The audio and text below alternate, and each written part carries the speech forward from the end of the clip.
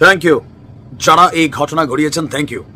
মাঝে মাঝে এই দেশে আইন ভাঙতে হয়, কারণ বড় লোকরা তো আইন ভাঙে নিজেদের জন্য বানায়, আর আমরা গরিবদের জন্য আইনের কত কিছু যে দেখি রে ভাই।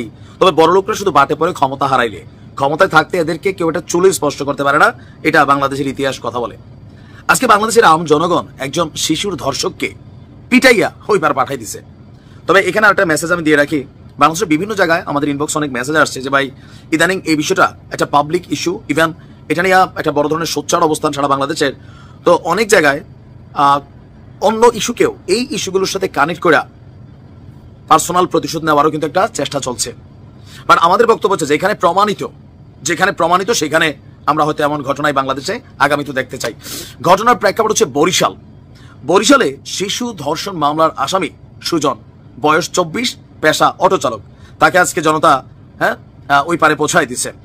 আজকে সন্ধ্যা 7:30টার দিকে নগরের 24 নম্বর ওয়ার্ডের জিয়ানগরে সুজনকে গণপিটুনি দিয়েছে স্থানীয়রা। পরে রাত 9টার দিকে বরিশাল শেরেবাংলা মেডিকেল কলেজ হাসপাতালে তার মৃত্যু হয়েছে। এখন কি হয়েছে, আমরা পুলিশের যিনি ওসি সাহেব আছেন, তদন্ত কর্মকর্তা কোতোয়ালি মডেল থানার এসআই হামিদ ভাই, তিনি বলছেন যে নিহত সুজনের জিয়ানগর এলাকার একটি বাসায় ভাড়া থাকতো। ফাইন, তো পেশায় সে অটো চালক।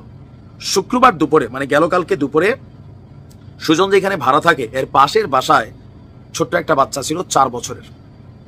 এই বাচ্চাটাকে সে ধর্ষণ করেছে, অভিযোগ বাচ্চার মায়ের। আর এই ঘটনার পর গতকালকে থেকে সে পলাতক ছিল। আর অলরেডি এই ঘটনায় ভুক্তভোগীর মা কোতোয়ালি থানায় একটা মামলাও করেছেন। সো মামলা করার পর সে ভাইগা গেছিল।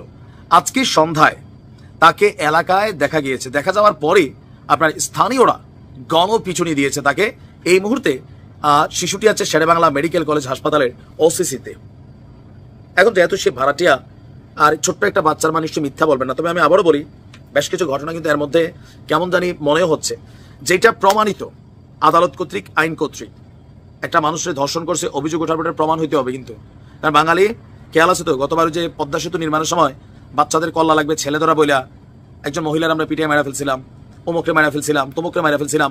অনেকে ব্যক্তিগত ঘটনা কিন্তু এই যে ডাকাত সন্দেহে বাংলাদেশে বেশ কিছু কিন্তু ঘটনা ঘটছে। আপনার আমার সাথে ভালো না, আমি মাইকে আওয়াজ দিচ্ছি ডাকাত কইয়া 50 জনে আপনি ক্লিয়ার মেরা ফেলছি, ডাকাত সন্দেহে পাবলিক নিয়ে ঘটনা ঘটাই দিচ্ছে। সো এগুলো তো একটু কনসার্ন থাকতে হবে। যেটা প্রমাণিত, আমরা চাই আইন শৃঙ্খলার মাধ্যমে, আইনের মাধ্যমে এদের 3 দিনের মধ্যে, আমরা যেভাবে চাই পাবলিকলি প্রকাশ্যে শাস্তি নিশ্চিত করুন। আমরা আইন তুলে হাতে নেওয়ার দরকার নেই হাতে। ধন্যবাদ, ভালো থাকুন, আসসালামু আলাইকুম।